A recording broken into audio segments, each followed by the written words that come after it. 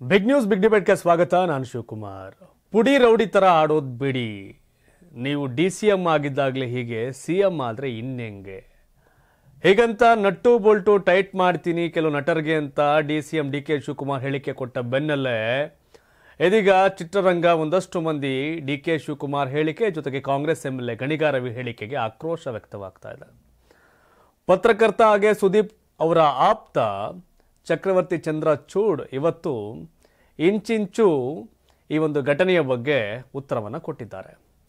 ಸಾಧು ಕೋಕಿಲ ಕಾಂಗ್ರೆಸ್ ಕಾರ್ಯಕರ್ತ, ಕಾಂಗ್ರೆಸ್ ನಾಯಕ. ಕಾಂಗ್ರೆಸ್ನ ಮೇಕೆದಾಟು ಪಾದಯಾತ್ರೆಗೆ ನಟರು ಹೇಗೆ ಬರ್ತಾರೆ? ಶಿವರಾಜ್ ಕುಮಾರ್ ಅವ್ರ ಬಗ್ಗೆ ಮಾತಾಡಲಿಲ್ಲ ಅವರು. ಶಿವರಾಜ್ ಕುಮಾರ್ ಅವರ ವೈಫ್ ಕಾಂಗ್ರೆಸ್ ನಾಯಕಿ, ಕಾಂಗ್ರೆಸ್ ಕ್ಯಾಂಡಿಡೇಟ್ ಆಗಿದ್ದವರು. ಅವ್ರ ಬೊಮ್ಮ ಇದೆ ಕಾಂಗ್ರೆಸ್ಸಿಂದ ಮಂತ್ರಿ ಮಧು ಬಂಗಾರಪ್ಪ.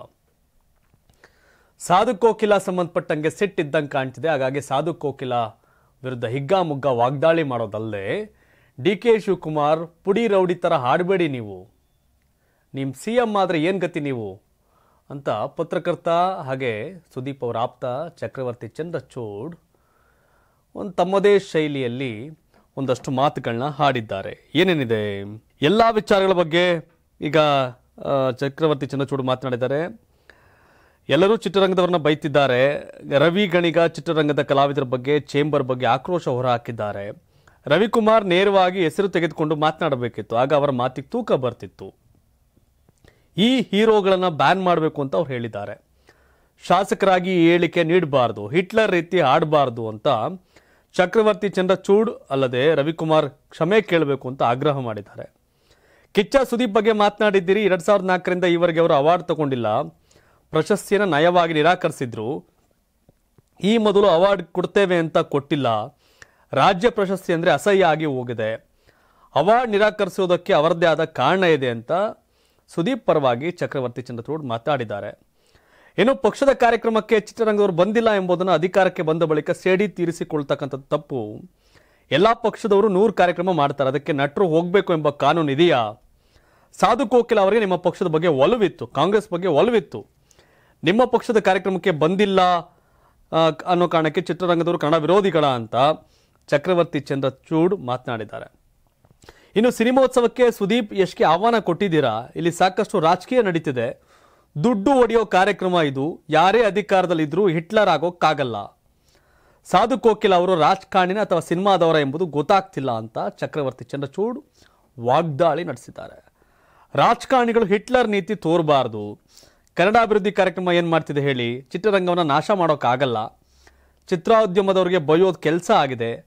ಸಾಧು ಕೋಕಿಲ ಕೊಟ್ಟ ತಪ್ಪು ಮಾಹಿತಿ ಈ ರೀತಿ ಆಗಿದೆ ಅಂತ ಚಕ್ರವರ್ತಿ ಚಂದ್ರಚೂಡ್ ಹೇಳಿದ್ದಾರೆ.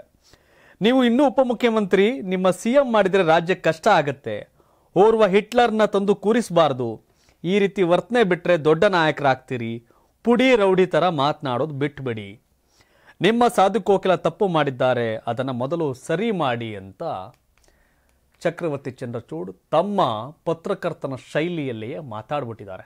ಇನ್ನು DK ಶಿವಕುಮಾರ್ ಕೂಡ ಮಾತನಾಡಿದ್ದಾರೆ. ಸಿನಿಮಾ ಇಲ್ಲದೆ ಬದುಕೋ ಶಕ್ತಿ ನನಗಿದೆ, ಅವರು ಬೆಳೆಯೋಕೆ ಸರ್ಕಾರ ಮತ್ತೆ ಜನ ಬೇಕು ಅನ್ನೋದು DK ಶಿವಕುಮಾರ್ ಅವರ ವಾದ. ಚಿತ್ರರಂಗದವರಿಗೆ ಆಹ್ವಾನವನ್ನೇ ಮಾಡಿಲ್ಲ ಎನ್ನುವ ನಾಗಾಭರಣ ಅವರ ಹೇಳಿಕೆ ಬಗ್ಗೆ ಕೇಳಿದಾಗ ಆಹ್ವಾನ ಮಾಡದೇ ಇರಬಹುದು, ಈ ಬಗ್ಗೆ ನಮ್ಮ ಇಲಾಖೆಯ ತಪ್ಪಿದೆಯೋ ಯಾರ ತಪ್ಪಿದೆಯೋ ಗೊತ್ತಿಲ್ಲ, ಆದರೆ ಈ ಕಾರ್ಯಕ್ರಮ ಅವರದ್ದು. ನನಗೆ ಗೊತ್ತು ಟೀಕೆ ಮಾಡ್ತಾರೆ, ಆದರೆ ಎಚ್ಚರಿಕೆ ಕೊಡಬೇಕಲ್ವೇ? ಟೀಕೆ ಮಾಡೋದ್ರಿಂದ ನನಗೆ ಬೇಸರ ಇಲ್ಲ. ನಾವು ತಪ್ಪು ಮಾಡಿದರೆ ಸರಿ ಮಾಡ್ಕೊಳ್ಳೋಣ, ಅವರು ತಪ್ಪು ಮಾಡಿದರೆ ಅವರು ಸರಿ ಮಾಡ್ಕೊಳ್ಳಿ. ಸಿನಿಮಾ ಇಲ್ಲದೆ ಬದುಕೋ ಶಕ್ತಿ ನನಗಿದೆ, ಅವರು ಬೆಳಿಬೇಕು ಅಂದರೆ ಸರ್ಕಾರ ಹಾಗೂ ಜನ ಬೇಕು ಅಂತ DCM DK ಶಿವಕುಮಾರ್ ಖಡಕ್ ಉತ್ತರವನ್ನು ಅವರು ಕೊಟ್ಟಿದ್ದಾರೆ. ಎಲ್ಲರೂ ಕೂಡ ಬೊಟ್ಟು ಮಾಡ್ತಿರೋದು ಸಾಧು ಕೋಕಿಲ ಬಗ್ಗೆ. ಸಾಧು ಕೋಕಿಲಾಗೆ ದನದಾಹ, ಅಧಿಕಾರದ ಮದ ಇವೆಲ್ಲ ಆಡಿಸಿದೆ ಅಂತ ಒಂದಷ್ಟು ಜನ ಟೀಕೆ ಮಾಡಿದ್ದಾರೆ. ಸಾಧು ಕೋಕಿಲ DCM DK ಶಿವಕುಮಾರ್ ಅವ್ರನ್ನ ತಪ್ಪುದಾರಿಗೆಳೆದಿದ್ದಾರೆ. ಸಾಧು ಕೋಕಿಲಾನೇ ಇದಕ್ಕೆಲ್ಲ ಕಾರಣ. ಸಾಧು ಕೋಕಿಲ ಸಾಧು ಅಲ್ಲ. ಇಷ್ಟೆಲ್ಲ ಕಾಂಟ್ರವರ್ಸಿ ಕಾರಣ ಸಾಧು ಕೋಕಿಲ ಅನ್ನೋದು ಚಿತ್ರರಂಗದವರ ಆರೋಪ. ಜೊತೆಗೆ DK ಶಿವಕುಮಾರ್ ಅವರು ಈಗ ಹೇಳ್ತಿದ್ದಾರೆ, ನಮ್ಗೆ ಯಾಕೆ ಕರೆದಿಲ್ಲ, ತಪ್ಪಿರ್ಬೋದು, ಬಟ್ ಬರಬೇಕಾಗಿತ್ತು. ನಾವು ಸಿನಿಮಾ ಇಂಡಸ್ಟ್ರಿ ಇಲ್ಲದೆ ಬೆಳಿತೀವಿ, ಬಟ್ ಸಿನಿಮಾ ಇಂಡಸ್ಟ್ರಿಗೆ ಸರ್ಕಾರ ಬೇಕು, ಜನ ಬೇಕು ಅನ್ನೋದು DK ಶಿವಕುಮಾರ್ ಅವ್ರ ವಾದ.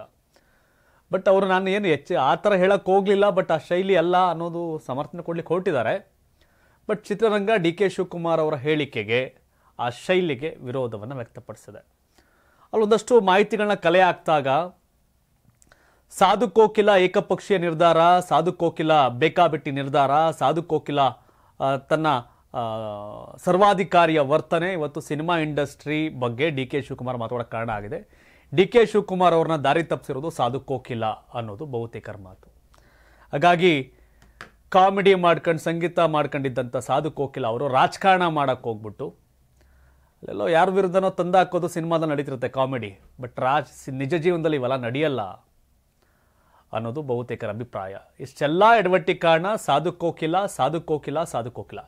ಡಿ ಕೆ ಶಿವಕುಮಾರ್ ಅವ್ರನ್ನ ತಪ್ಪು ಮಾಹಿತಿನ ಕೊಟ್ಟಿರ್ತಕ್ಕಂಥ ಸಾಧು ಕೋಕಿಲ ಅನ್ನೋದು ಬಹುತೇಕರ ವಾದ. ಬಟ್ ಅದೇನೇ ಇರಲಿ, ಬಟ್ ಇವ್ರು ಹೇಳ್ತಿದ್ದಾರೆ ಪುಡಿ ರೌಡಿ ಥರ ಆಡಬೇಡಿ, DCM ಆಗಿದ್ದೀರಷ್ಟೇ, CM ಆಗ್ಬೇಕು ನೀವು, ನಿಮ್ಮಂಥವ್ರೆಲ್ಲ ಬಂದು ಕೂತ್ಕೊಬಿಟ್ರೆ ಹೆಂಗೆ ಅನ್ನೋ ಶೈಲಿಯನ್ನು ಮಾತನ್ನು ಕೊಟ್ಟಿದ್ದಾರೆ.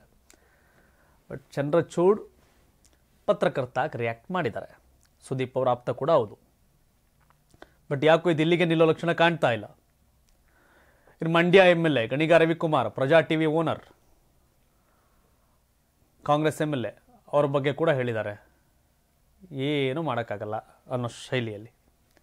ಕರೆಕ್ಟಾಗಿ ಮಾತಾಡಿ, ಯಾಕೆ ಹಿಂಗೆ ಮಾತಾಡ್ತೀರಿ, ಇವೆಲ್ಲ ಸರಿ ಇಲ್ಲ, ಯಾರು ಏನೂ ಮಾಡೋಕ್ಕಾಗಲ್ಲ ಇಂಡಸ್ಟ್ರಿನ ಅಂತ ಗಣಿಗ ರವಿಕುಮಾರ್ ಅವ್ರಿಗೂ ಸಹ ಚಕ್ರವರ್ತಿ ಚಂದ್ರಚೂಡ್ ತಮ್ಮ ಶೈಲಿಯಲ್ಲೇ ಉತ್ತರವನ್ನು ಕೊಟ್ಟಿದ್ದಾರೆ. ದರ್ಪ, ದೌರ್ಜನ್ಯ, ದಬ್ಬಾಳಿಕೆಯಿಂದ ಏನೂ ಮಾಡೋಕ್ಕೆ ಸಾಧ್ಯ ಇಲ್ಲ, ಪ್ರೀತಿ ವಿಶ್ವಾಸದಿಂದ ಗೆಲ್ಲಬಹುದು, ಭಯದಿಂದ ತಾತ್ಕಾಲಿಕ ಗೆಲುವಷ್ಟೇ, ಪ್ರೀತಿಯಿಂದ ವಿಶ್ವವನ್ನು ಗೆಲ್ಲಬಹುದು, ಪ್ರಪಂಚ ಗೆಲ್ಲಬಹುದು ಪ್ರೀತಿ ವಿಶ್ವಾಸದಲ್ಲಿ. ಸೊ ಹಾಗಾಗಿ ಒಂದಷ್ಟು ಬದಲಾವಣೆಗಳಾಗಬೇಕು ವ್ಯಕ್ತಿಗಳಲ್ಲಿ, ಗೊತ್ತಿಲ್ಲ. ಕಾಂಗ್ರೆಸ್ ಒಳಜಗಳ, AICC ಅಧ್ಯಕ್ಷ ಮಲ್ಲಿಕಾರ್ಜುನ್ ಖರ್ಗೆ ಭೇಟಿ ಮಾಡಿದ DK ಶಿವಕುಮಾರ್. ಕರ್ನಾಟಕ ಕಾಂಗ್ರೆಸ್ನಲ್ಲಿ ನಡೀತಿರ್ತಕ್ಕಂಥ ಆಂತರಿಕ ಕಚ್ಚಾಟದ ನಡುವೆ KPCC ಅಧ್ಯಕ್ಷ ಮತ್ತು ಉಪಮುಖ್ಯಮಂತ್ರಿ DK ಶಿವಕುಮಾರ್ ಅವರು ಮಂಗಳವಾರ AICC ಅಧ್ಯಕ್ಷ ಮಲ್ಲಿಕಾರ್ಜುನ್ ಖರ್ಗೆ ಅವರನ್ನ ಬೆಂಗಳೂರಿನ ಅವರ ನಿವಾಸದಲ್ಲಿ ಭೇಟಿ ಮಾಡಿದರು. DK ಶಿವಕುಮಾರ್ ಮುಖ್ಯಮಂತ್ರಿಯಾಗುವುದನ್ನು ತಡೆಯಲು ಯಾರಿಂದಲೂ ಸಾಧ್ಯವಿಲ್ಲ ಎಂದು ಕೇಂದ್ರದ ಮಾಜಿ ಸಚಿವ ಹಾಗೂ ಮಾಜಿ ಮುಖ್ಯಮಂತ್ರಿ ವೀರಪ್ಪ ಮೊಯ್ಲಿ ಹೇಳಿಕೆ ನೀಡಿದ ನಂತರ ಖರ್ಗೆಯೊಂದಿಗಿನ 20 ನಿಮಿಷಗಳ ಕಾಲ ನಡೆದ ಈ ಸಭೆ ಮಹತ್ವ ಪಡೆದುಕೊಂಡಿದೆ. ಈ ವರ್ಷಾಂತ್ಯಕ್ಕೆ ಕರ್ನಾಟಕದಲ್ಲಿ ನಾಯಕತ್ವ ಬದಲಾವಣೆಯಾಗಲಿದೆ ಎಂಬ ಊಹಾಪೋಹಗಳ ನಡುವೆ ಡಿಸೆಂಬರ್ ವೇಳೆಗೆ ಉಪಮುಖ್ಯಮಂತ್ರಿ DK ಶಿವಕುಮಾರ್ ಮುಖ್ಯಮಂತ್ರಿಯಾಗಲಿದ್ದಾರೆ ಮತ್ತು ಮುಂದಿನ ವಿಧಾನಸಭೆ ಚುನಾವಣೆಯಲ್ಲಿ ಪಕ್ಷವನ್ನ ಮುನ್ನಡೆಸುತ್ತಾರೆ ಎಂದು DK ಶಿವಕುಮಾರ್ ಅವರ ಕಟ್ಟಾ ಬೆಂಬಲಿಗರಾಗಿರ್ತಕ್ಕಂಥ ಶಾಸಕ ಶಿವಗಂಗಾ ಬಸವರಾಜ್ ಅವರು ಕೂಡ ಹೇಳಿದರು. ಇದೆಲ್ಲವೂ ಕೂಡ ಒಂದು ರೀತಿ ಕಾಂಗ್ರೆಸ್ ಪಕ್ಷದಲ್ಲಿ ಒಂದು ಚಟುವಟಿಕೆ ಕಾರಣ ಆಗಿದೆ. ಸಿದ್ದರಾಮಯ್ಯನವರು ಮಂಡಿಸಿರ್ತಕ್ಕಂಥ ಇದೇ ಬಜೆಟ್ ಕಡೆ ಬಜೆಟ್ ಆಗುತ್ತಾ, ಯಾಕಂದರೆ ಈ ಬಜೆಟ್ ಆದಮೇಲೆ ನೆಕ್ಸ್ಟ್ ಬಜೆಟ್ DK ಶಿವಕುಮಾರ್ ಮುಖ್ಯಮಂತ್ರಿ ಆದರೆ ಡಿಸೆಂಬರ್ಗೆ ಹೊಸ ಬಜೆಟನ್ನು DK ಶಿವಕುಮಾರ್ ಮಂಡಿಸ್ತಾರೆ.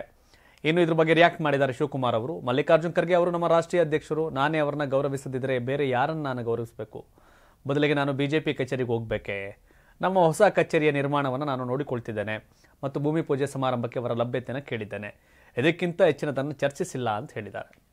DK ಶಿವಕುಮಾರ್ ಬಹಳ ಖುಷಿಯಾಗಿದ್ದಾರೆ, ಜೋಶಾಗಿದ್ದಾರೆ. ಯಾಕೆಂದರೆ ನವೆಂಬರ್ಗೆ ನವ ಮನ್ವಂತರ DK ಶಿವಕುಮಾರ್ ಬಾಳಲ್ಲಿ ಮುಖ್ಯಮಂತ್ರಿಯ ಹಾಗೆ ಪದಗ್ರಹಣದ ಸನ್ನಿವೇಶ ಈ ವರ್ಷದ ಕಡೆಗೆ ಅದರ ಸಿದ್ಧತೆ ಇದ್ದಂಗೆ ಕಾಣ್ತಾ ಇದೆ.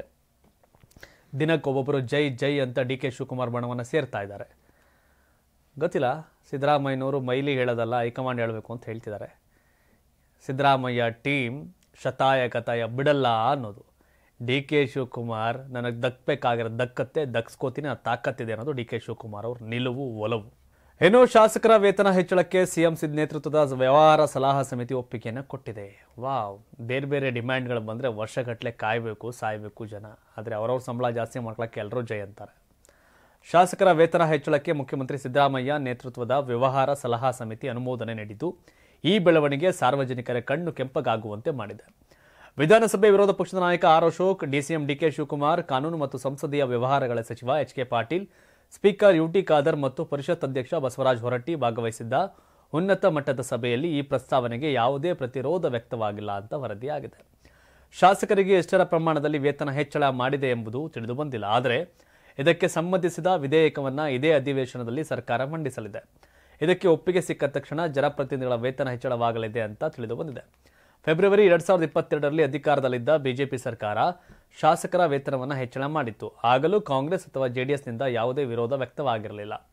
ಪ್ರಸ್ತುತ ಒಬ್ಬ ಶಾಸಕನ ತಿಂಗಳ ವೇತನವು 40,000 ರು, ಕ್ಷೇತ್ರ ಭತ್ಯೆ 60,000 ರು, ಪ್ರಯಾಣ ಭತ್ಯೆ 60,000 ರು, ಆಪ್ತ ಸಹಾಯಕರ ವೇತನ 20,000, ದೂರವಾಣಿ ವೆಚ್ಚ 20,000, ಅಂಚೆ ವೆಚ್ಚ 5,000 ಸೇರಿ ಒಟ್ಟು 2,05,000 ರು ಇದೆ, ದಕ್ತಿದೆ ಅವರಿಗೆ. ಸೊ ಅದೇನು ಮಾಡೋದು, 2022-25 3 ವರ್ಷ ಮತ್ತೆ ರೈಸು, ಮತ್ತು ವರ್ಷದ ಕೊನೆಗೆ ಮತ್ತೆ ರೈಸು, ಮೊದಲು ಸರ್ಕಾರದಲ್ಲಿ ಮತ್ತೆ ರೈಸು.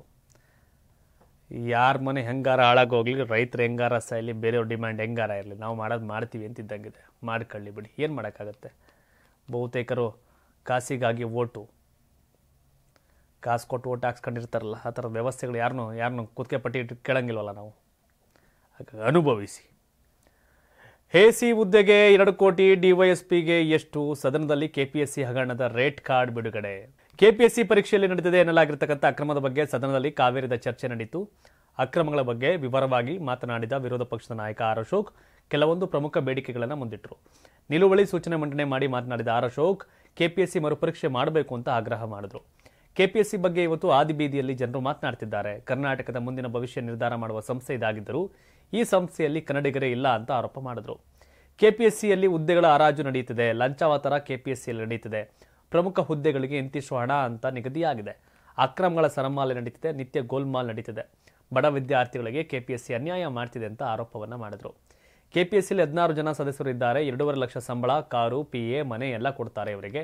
ಹೀಗಿದ್ರೂ ಕೆಪಿಎಸ್ಸಿ ಹಗಲು ದರೋಡೆ ಮಾಡ್ತಿದೆ. ಪೂರ್ವಭಾವಿ ಪರೀಕ್ಷೆಗೆ 60 ಲಕ್ಷ, ಮುಖ್ಯ ಪರೀಕ್ಷೆಗೆ 1 ಕೋಟಿ, ವೈವಾಗ್ 40 ಲಕ್ಷ ಫಿಕ್ಸ್ ಮಾಡಿದ್ದಾರೆ. ಹುದ್ದೆಗಳಿಗೂ ಕೆಪಿಎಸ್ಸಿಯಲ್ಲಿ ರೇಟ್ ಕಾರ್ಡ್ ಫಿಕ್ಸ್ ಮಾಡಿದ್ದಾರೆ. ಎಸಿ 2 ಕೋಟಿ, ಡಿವೈಎಸ್ಪಿ 2 ಕೋಟಿ, ವಾಣಿಜ್ಯ ತೆರಿಗೆ 1.5 ಕೋಟಿ, ಪಂಚಾಯತ್ ಅಧಿಕಾರಿಗೆ 1.5 ಕೋಟಿ, ತಹಶೀಲ್ದಾರ್ ಹುದ್ದೆ 1 ಕೋಟಿ ರೇಟ್ ಕಾರ್ಡ್ ಇದೆ ಅಂತ ಆರೋಪ ಮಾಡಿದ್ರು. ಕೆಪಿಎಸ್ಸಿ ಕಳ್ಳರು ಕನ್ನಡದಲ್ಲಿ ಪ್ರಶ್ನೆ ಪತ್ರಿಕೆ ಮುದ್ರಿಸಲಿಲ್ಲ, ಇಂಗ್ಲಿಷಲ್ಲಿ ಮುದ್ರಿಸಿ ಕನ್ನಡಕ್ಕೆ ಭಾಷಾಂತರ ಮಾಡಿದ್ರು.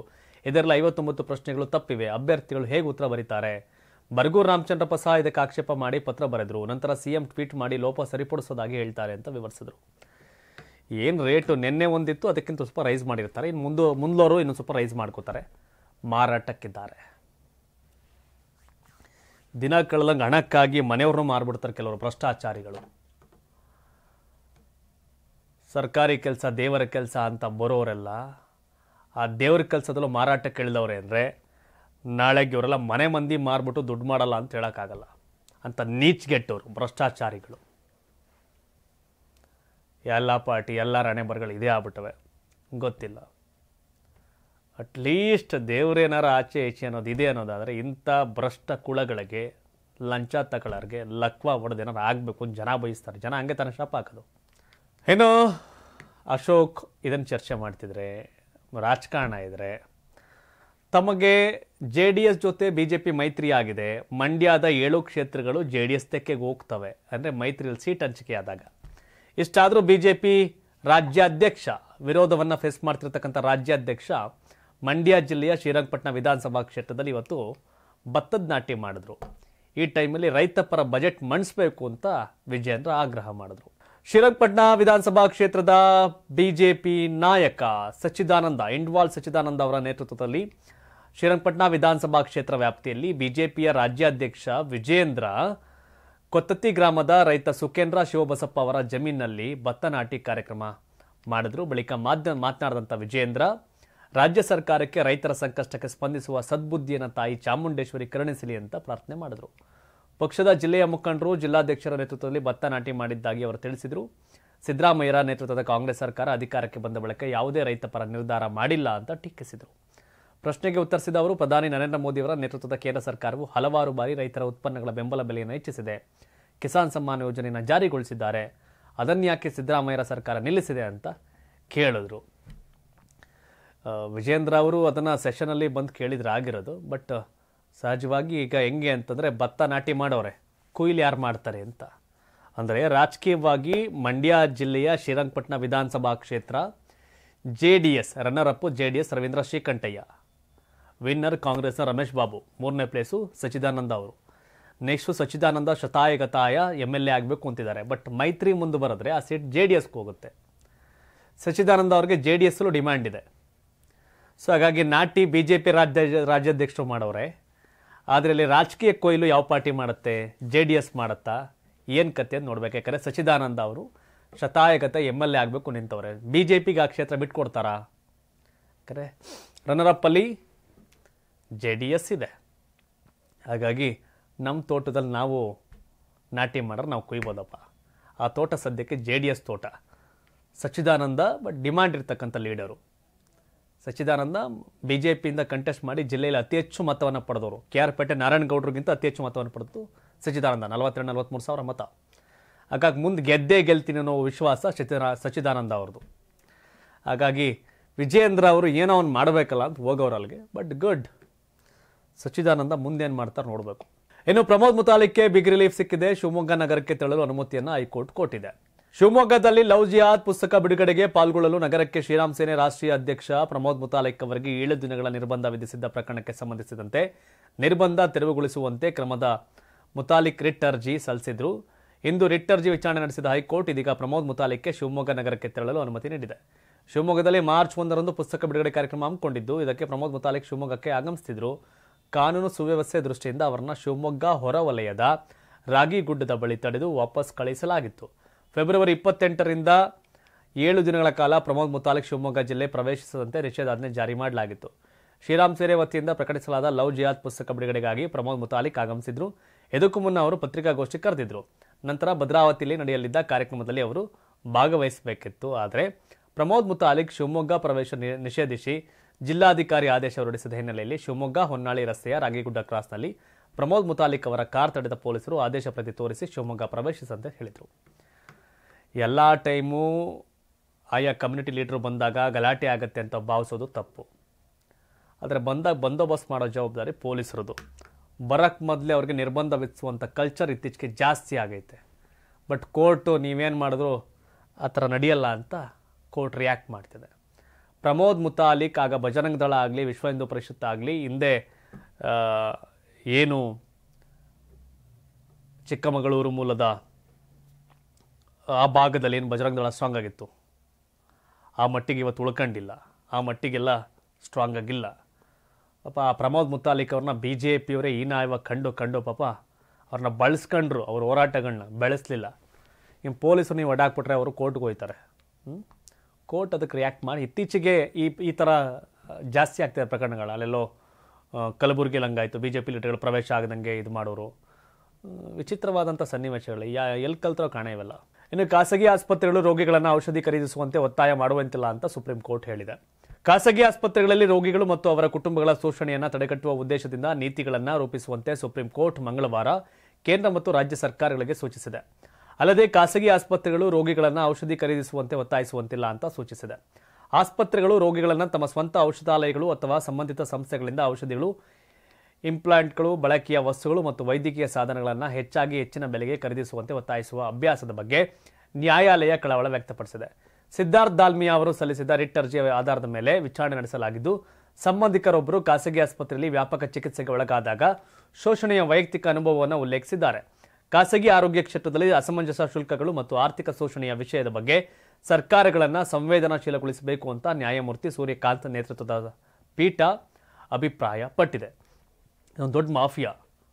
ಅಲ್ಲಿ ಬಿಟ್ಟರೆ ಬೇರೆ ಕಡೆ ಸಿಗಲ್ಲ, ಮತ್ತು ಅಲ್ಲಿ ಅಡ್ಮಿಟ್ ಆದಾಗ ಅಲ್ಲೇ ತಗೋಬೇಕು. ಈ ಥರದ್ದೆಲ್ಲ ಇದೆ.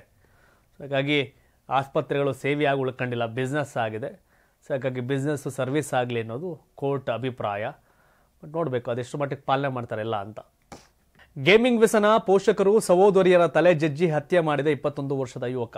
ಗೇಮಿಂಗ್ ವ್ಯಸನಕ್ಕೆ ತುತ್ತಾಗಿದ್ದ 21 ವರ್ಷದ ಯುವಕನೋರ್ವ ತನ್ನ ಚಟಕ್ಕೆ ಹೆತ್ತವರು ಹಾಗೂ ಸಹೋದರಿಯರನ್ನ ಬರ್ಬರವಾಗಿ ಹತ್ಯೆ ಮಾಡಿರ್ತಕ್ಕಂಥ ಘಟನೆ ಒಡಿಶಾದಲ್ಲಿ ನಡೆದಿದೆ. ಒಡಿಶಾದ ಜಗತ್ಸಿಂಗ್ಪುರ್ ಜಿಲ್ಲೆಯಲ್ಲಿ ಮಂಗಳವಾರ ಈ ಘಟನೆ ನಡೆದಿದ್ದು, 21 ವರ್ಷದ ಕಾಲೇಜು ವಿದ್ಯಾರ್ಥಿಯೊಬ್ಬನ ಆನ್ಲೈನ್ ಆಟಗಳ ಚಟಕ್ಕೆ ಆತನ ಹೆತ್ತವರು ಮತ್ತು ಸಹೋದರಿ ವಿರೋಧ ವ್ಯಕ್ತಪಡಿಸಿದ್ರು. ಇದರಿಂದ ಕ್ರುದ್ಧಗೊಂಡ ಯುವಕ ಕಲ್ಲುಗಳಿಂದ ಹೊಡೆದು ಕೊಂದಿದ್ದಾನೆ ಎಂದು ಪೊಲೀಸರು ತಿಳಿಸಿದ್ದಾರೆ. ಜಗತ್ಸಿಂಗ್ಪುರ್ ಪೊಲೀಸ್ ಠಾಣೆ ವ್ಯಾಪ್ತಿಯ ಜಯಬಾದ ಸೇತಿ ಸಾಯಿಯಲ್ಲಿ ಬೆಳಗಿನ ಜಾವ 3 ಗಂಟೆ ಸುಮಾರಿಗೆ ಈ ಘಟನೆ ನಡೆದಿದ್ದು, ವಿದ್ಯಾರ್ಥಿ ಕಲ್ಲುಗಳು ಅಥವಾ ಯಾವುದೇ ಇತರ ಗಟ್ಟಿಯಾದ ವಸ್ತುಗಳನ್ನು ಬಳಸಿ ತಂದೆ, ತಾಯಿ ಮತ್ತು ಸಹೋದರಿಯ ತಲೆಯನ್ನು ಹೊಡೆದಿದ್ದಾನೆ ಎಂದು ಪೊಲೀಸ್ ವರಿಷ್ಠಾಧಿಕಾರಿ ಭವಾನಿಶಂಕರ್ ಉದ್ಘಾಟ ತಿಳಿಸಿದ್ದಾರೆ. ಪ್ರಾಥಮಿಕ ತನಿಖೆಯಿಂದ ಆರೋಪಿ ಸೂರ್ಯಕಾಂತ್ ಸೇತಿ ತನ್ನ ಮೊಬೈಲ್ ಫೋನ್ನಲ್ಲಿ ಆನ್ಲೈನ್ ಆಟಗಳನ್ನು ಆಡೋದನ್ನು ವಿರೋಧಿಸಿದ್ದಕ್ಕಾಗಿ ತನ್ನ ಪೋಷಕರು ಮತ್ತು ಸಹೋದರಿಯರೊಂದಿಗೆ ಕೋಪಗೊಂಡಿದ್ದ ಎಂದು ಜಗತ್ಸಿಂಗ್ಪುರ ಪೊಲೀಸ್ ಠಾಣೆಯ ಸಬ್ ಇನ್ಸ್ಪೆಕ್ಟರ್ ಪ್ರಭಾಸ್ ಸಾಹು ಹೇಳಿದ್ದಾರೆ. ಮೃತರನ್ನ ಪ್ರಶಾಂತ್ ಸೇತಿ ಅಲಿಯಾಸ್ ಕಾಲಿಯಾ, ಅವರ ಪತ್ನಿ ಕನಕಲತಾ ಮತ್ತು ಮಗಳು ರೋಸಲಿನ್ ಎಂದು ಗುರುತಿಸಲಾಗಿದೆ. ದುರಂತ. ಆನ್ಲೈನ್ ಆಟಗಳು, ಈ ಚಟ ಇವೆಲ್ಲ ಇದೆಯಲ್ಲ, ರಾಕ್ಷಸರನ್ನಾಗಿ ಮಾಡ್ತಿದ್ದ ಮನುಷ್ಯರನ್ನ. ಬಟ್ ಇದಕ್ಕೆ ಕಡಿವಾಣ ಹಾಕಲಿಲ್ಲ ಅಂದರೆ ಭಾಳ ಕಷ್ಟ ಆಗುತ್ತೆ. ಅಂಬಾನಿಗೆ ಕೇಂದ್ರ ಸರ್ಕಾರದ ಶಾಕ್, 24,000 ಕೋಟಿ ರು ಪಾವತಿಸಲು ನೋಟಿಸ್. ಅಂಬಾನಿ ಒಡೆತನದ ರಿಲಯನ್ಸ್ಗೆ ಕೇಂದ್ರ ಸರ್ಕಾರ ಶಾಕ್ ನೀಡಿದ್ದು 24,000 ಕೋಟಿ ರೂಪಾಯಿ ಪಾವತಿಸಲು ಸೂಚಿಸಿ ನೋಟಿಸ್ ಜಾರಿಗೊಳಿಸಿದೆ. ಸರ್ಕಾರಿ ಸ್ವಾಮ್ಯದ ONGCಯ ನೆರೆಯ ಬ್ಲಾಕ್ನಿಂದ ವಲಸೆ ಹೋಗಿರಬಹುದು ಎಂದು ಹೇಳಲಾದ ನೈಸರ್ಗಿಕ ಅನಿಲವನ್ನು ಉತ್ಪಾದಿಸಿ ಮಾರಾಟ ಮಾಡುವುದರಿಂದ ಬಂದ ಲಾಭಕ್ಕಾಗಿ ಸರ್ಕಾರ ರಿಲಯನ್ಸ್ ಇಂಡಸ್ಟ್ರೀಸ್ ಲಿಮಿಟೆಡ್ ಮತ್ತು ಅದರ ಪಾಲುದಾರರ ಮೇಲೆ $2.81 ಬಿಲಿಯನ್ ಸುಮಾರು 24,500 ಕೋಟಿ ರು ಡಿಮ್ಯಾಂಡ್ ನೋಟಿಸ್ ಜಾರಿ ಮಾಡಿದೆ. ಪಕ್ಕದ ಕ್ಷೇತ್ರಗಳಿಂದ ಹೋಗಿರಬಹುದು ಎಂದು ಹೇಳಲಾದ ಅನಿಲವನ್ನು ಉತ್ಪಾದಿಸಿ ಮಾರಾಟ ಮಾಡಿದ್ದಕ್ಕಾಗಿ ಯಾವುದೇ ಪರಿಹಾರವನ್ನು ಪಾವತಿಸಲು ಇಬ್ಬರು ಜವಾಬ್ದಾರರಲ್ಲ ಅಂತ ಅಂತಾರಾಷ್ಟ್ರೀಯ ಮಧ್ಯಸ್ಥಿಕೆ ನ್ಯಾಯಮಂಡಳಿ ತೀರ್ಪನ್ನು ಫೆಬ್ರವರಿ 14ರಂದು ದೆಹಲಿ ಹೈಕೋರ್ಟ್ ರದ್ದುಗೊಳಿಸಿದ ನಂತರ ಈ ಕ್ರಮಕ್ಕೆ ಕೇಂದ್ರ ಸರ್ಕಾರ ಮುಂದಾಗಿದೆ. ವಿಭಾಗೀಯ ಪೀಠದ ತೀರ್ಪಿನ ಪರಿಣಾಮವಾಗಿ ಪೆಟ್ರೋಲಿಯಂ ಮತ್ತು ನೈಸರ್ಗಿಕ ಅನಿಲ ಸಚಿವಾಲಯ PSC ಗುತ್ತಿಗೆದಾರರಾದ Reliance industries limited, BP exploration limited ಮತ್ತು ನಿಕೋ ಲಿಮಿಟೆಡ್ ಮೇಲೆ $2.81 ಬಿಲಿಯನ್ ಬೇಡಿಕೆಯನ್ನು ಎತ್ತಿದೆ ಎಂದು ರಿಲಯನ್ಸ್ ಸ್ಟಾಕ್ ಎಕ್ಸ್ಚೇಂಜ್ ಫೈಲಿಂಗ್ನಲ್ಲಿ ತಿಳಿಸಿದೆ. ಮೂಲತಃ ರಿಲಯನ್ಸ್ ಕೃಷ್ಣಾ ಗೋದಾವರಿ ಜಲಾನಯನ ಪ್ರದೇಶದ KGDWN 98/3 ಅಥವಾ KGD6ನಲ್ಲಿ ಶೇಕಡ 60% ಷೇರುಗಳನ್ನು ಹೊಂದಿದ್ದರೆ BP ಶೇಕಡ 30% ಮತ್ತು ಕೆನಡಾದ ಸಂಸ್ಥೆ ನಿಕೋ ಉಳಿದ ಶೇಕಡ 10% ಷೇರುಗಳನ್ನು ಹೊಂದಿತ್ತು. ತರುವಾಯ ರಿಲಯನ್ಸ್ ಮತ್ತು BP ಉತ್ಪಾದನಾ ಹಂಚಿಕೆ ಒಪ್ಪಂದದಲ್ಲಿ ನಿಕೋ ಅವರ ಷೇರುಗಳನ್ನು ವಹಿಸಿಕೊಂಡವು ಮತ್ತು ಈಗ ಕ್ರಮವಾಗಿ ಶೇಕಡ 66.66 ಮತ್ತು 33.33% ಪಾಲನ್ನು ಹೊಂದಿದೆ. 2016ರಲ್ಲಿ ಸರ್ಕಾರ ಪಕ್ಕದ ONGC ಕ್ಷೇತ್ರಗಳಿಂದ ತನ್ನ ಬ್ಲಾಕ್ KGD6ಗೆ ಸ್ಥಳಾಂತರಗೊಂಡ ಅನಿಲದ ಪ್ರಮಾಣಕ್ಕಾಗಿ ರಿಲಯನ್ಸ್ ಮತ್ತು ಅದರ ಪಾಲುದಾರರಿಂದ $1.55 ಬಿಲಿಯನ್ ಕೋರಿತ್ತು. ರಿಲಯನ್ಸ್ ಆರ್ಬಿಟ್ರಲ್ ಟ್ರಿಬ್ಯುನಲ್ ಮುಂದೆ ಈ ಹಕ್ಕುಗಳನ್ನು ಪ್ರಶ್ನಿಸಿತ್ತು. ಅದು ಜುಲೈ 2018ರಲ್ಲಿ ಯಾವುದೇ ಪರಿಹಾರವನ್ನು ಪಾವತಿಸಲು ಬದ್ಧವಾಗಿಲ್ಲ ಅಂತ ತೀರ್ಪು ಪ್ರಕಟಿಸಿತ್ತು. ಇದೀಗ ಮತ್ತೆ ರಿಲಯನ್ಸ್ ಇಂಡಸ್ಟ್ರೀಸ್ 24,500 ಕೋಟಿಯನ್ನು ಪಾವತಿ ಮಾಡಬೇಕಾಗಿದೆ. ಓಲಾ ಉದ್ಯೋಗಿಗಳಿಗೆ ಬಿಗ್ ಶಾಕ್, 1000 ನೌಕರರ ವಜಾಗೆ ನಿರ್ಧಾರ. ವೆಚ್ಚವನ್ನು ಪರಿಶೀಲಿಸಲು ಮತ್ತು ನಷ್ಟವನ್ನು ತಡೆಯಲು ಸ್ಟಾರ್ಟ್ ಅಪ್ ಪ್ರಯತ್ನಿಸುತ್ತಿರುವುದರಿಂದ ಓಲಾ ಎಲೆಕ್ಟ್ರಿಕ್ ಹಲವು ಉದ್ಯೋಗಿಗಳನ್ನು ಕಡಿತಗೊಳಿಸುತ್ತಿದೆ ಅಂತ ಮೂಲಗಳು ತಿಳಿಸಿವೆ. ಈ ಕ್ರಮದಿಂದ ಪೂರೈಕೆ, ವಿತರಣೆ ಮತ್ತು ಗ್ರಾಹಕ ಸಂಬಂಧಗಳು ಸೇರಿದಂತೆ ವಿವಿಧ ಇಲಾಖೆಗಳ 1000ಕ್ಕೂ ಹೆಚ್ಚು ಉದ್ಯೋಗಿಗಳು ಮತ್ತು ಗುತ್ತಿಗೆ ಕಾರ್ಮಿಕರ ಮೇಲೆ ಪರಿಣಾಮ ಬೀರಿದೆ. ಬಾಧಿತ ಉದ್ಯೋಗಗಳ ಸಂಖ್ಯೆಯ ಬಗ್ಗೆ ಕಂಪನಿಯು ಪ್ರತಿಕ್ರಿಯೆಯನ್ನು ಕೊಟ್ಟಿಲ್ಲ. ಇದೇ ರೀತಿಯ ಪುನರ್ರಚನೆ ಚಾಲನೆಯಲ್ಲಿ ಸಂಸ್ಥೆಯು ಈಗಾಗಲೇ 500 ಉದ್ಯೋಗಿಗಳೆಲ್ಲ ಕೈಬಿಟ್ಟು 4 ತಿಂಗಳಾಗಿತ್ತು. ಈಗ ಮತ್ತೆ 500 ಮಂದಿಯನ್ನು ವಜಾಗೊಳಿಸುತ್ತಿದೆ. ಇದು ಬಹಳಷ್ಟು ಚರ್ಚೆಗೆ ಗ್ರಾಸವಾಗಿದೆ. ಎದಿಷ್ಟು ಇಂದಿನ ಬಿಗ್ ನ್ಯೂಸ್, ಬಿಗ್ ಡಿಬೇಟ್. ತಮ್ಮ ಅಭಿಪ್ರಾಯವನ್ನು ಕಮೆಂಟ್ ಮಾಡಿ ತಿಳಿಸಿ. ಧನ್ಯವಾದ. ಇದು ಕರ್ನಾಟಕ ಟಿವಿ, ಕನ್ನಡಿಗರ ಧ್ವನಿ.